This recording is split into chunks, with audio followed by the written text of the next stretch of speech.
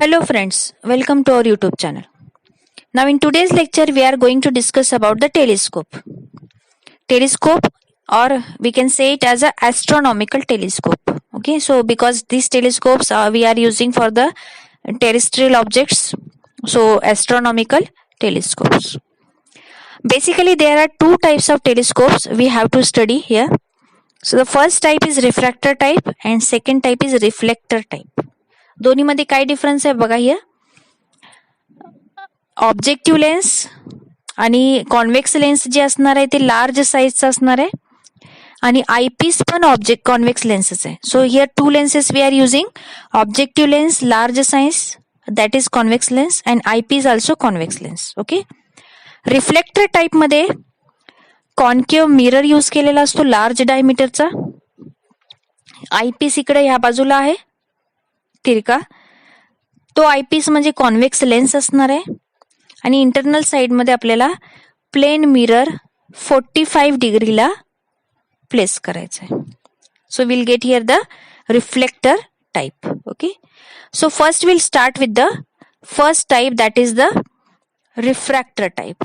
Okay, observe this ray diagram. This ray diagram shows us the refractor type. याच्यामध्ये लेन्सेसची arrangement अशा टाईपची केली जाते की आपण ह्या साईडने बघणार आहे, आपल्याला इन्फिनिटीचा व्ह्यू जो आहे तो आपल्या आईज पर्यंत पोहोचणार आहे. Okay, so FE focal length of the eyepiece, FO focal length of the objective lens, and here the eyes are placed at the extreme right of the lenses. It is the setting for relaxed eyes. Okay, so easily we can set this. Now we'll find the magnification. For magnification we require some concepts in this diagram. Now observe this diagram. ह्याच्यामध्ये मी alpha angle दाखवलेला आहे, beta angle दाखवलेला आहे. दोन्ही lenses साठीचे ते angles आहेत.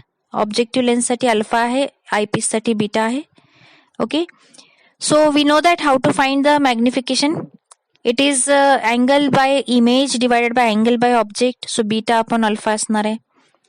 Right angle triangle आहेत बीटा आणि अल्फाचे, तो दोन्ही अँगल्स आपण जे आहेत ते राईट अँगल ट्रायंगल मध्ये ट्रिग्नोमेट्री यूज करायची. हे आपण प्रिव्हियसली सिम्पल मायक्रोस्कोप मध्ये पण केलाय. If alpha is very small, alpha is equals to tan alpha and beta is equals to tan beta. So हे सबस्टिट्यूट करून आपण त्यांचा ट्रायंगल जो आहे तो यूज करायचा आहे. बीटासाठी कोणता ट्रायंगल यूज केलाय? A dash B dash O dash. Okay, इथं जिथं ए बी लिहिलेला आहे, बीटा काढलेला आहे कुठं आयपीसच्या जवळ, तो छोटासा ट्रायंगल आपल्याला राईट अँगल ट्रायंगल घ्यायचा आहे, A dash B dash O dash. आणि अल्फासाठी जो ट्रायंगल घ्यायचा आहे तो इथं आपण ऑब्जेक्टिव्ह लेन्स आणि आयपीसच्या मध्ये अल्फा जो दाखवलाय तिथं आहे, O A dash B dash. So याच्यावरून आपण टॅन अल्फा टॅन बीटाची व्हॅल्यू काढली. Tan beta is A dash B dash upon A dash O dash divided by tan अल्फाची value A dash B dash divide by A dash O. हे equation solve केल्यानंतर A dash B dash cancel होणार आहे. आपल्याकडे राहतो फक्त A dash O divided by A dash O dash. So by observing the diagram, a dash o is nothing but the focal length of objective lens FO divided by a dash o dash, it is focal length of eyepiece, so FE. So magnification काय मिळालं आपल्याला? FO upon FE, focal length of objective lens divided by focal length of eyepiece. Okay, now see the setting for the least distant of distinct vision म्हणजे LDDV. हे जे आपण अगोदर पण बघितलेलं आहे 25 सेंटीमीटर असतो आपल्यासाठी. ते जर आपल्याला सेटिंग करायची असेल तर ह्या ह्या टेलिस्कोप मध्ये एक चेंज केलेला आहे. तो चेंज इथं रे डायग्राम मध्ये ऑब्झर्व करा. काय इथं की आपण जे अँगल दाखवलेलं होतं ते तिथंच आहे, अल्फा बीटा वगैरे. So will start with the magnification for this condition. Here again magnification angle by image divided by angle by object beta upon alpha. परत ते आपण कंडिशन सबस्टिट्यूट करणार आहे की tan beta divided by tan alpha आणि त्यांची value angles ते सेमच अँगल घ्यायचे आहेत आपल्याला. ते अँगल काढल्यानंतर आपल्याला इथं according to this diagram notation change झालेले आहेत. So M is equals to FO upon UE. Okay, FO ऑब्जेक्टचा फोकल लेंथ आणि UE आयपीस साठी जो ऑब्जेक्ट असणार आहे त्याचा डिस्टन्स UE. ना using the lens formula 1/v - 1/u = 1/f. इथं त्या व्हॅल्यू सबस्टिट्यूट केल्या त्यांच्या. v चा व्हॅल्यू आहे -d, u चा व्हॅल्यू आहे -ue आणि f ची व्हॅल्यू आहे mfe. So substitute this value, solve this equation. We are getting here 1/ve = 1/fe plus 1/d. And here we know that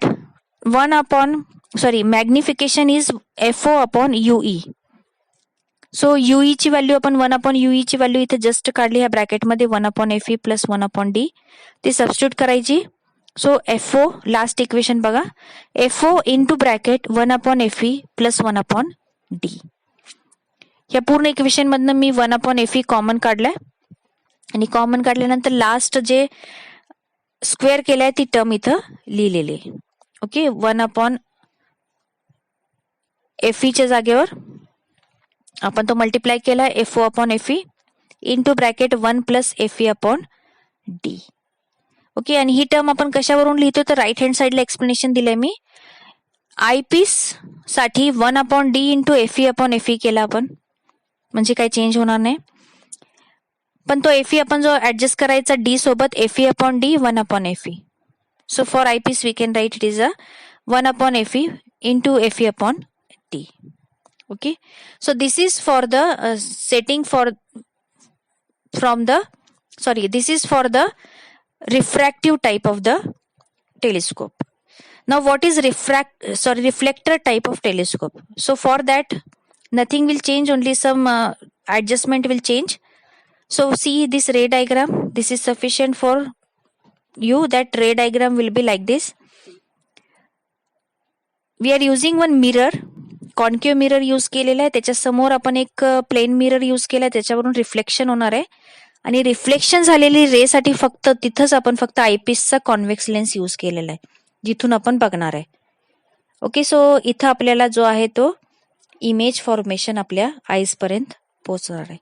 this is the second type, that is reflector type of the telescope. So most important here it is the refractor type of telescope. Hope you understand both the types. Magnification for the refractor type, ray diagrams for both the types. If you have any doubt, then comment in the comment section. Like our videos, share it and subscribe our channel. Thank you.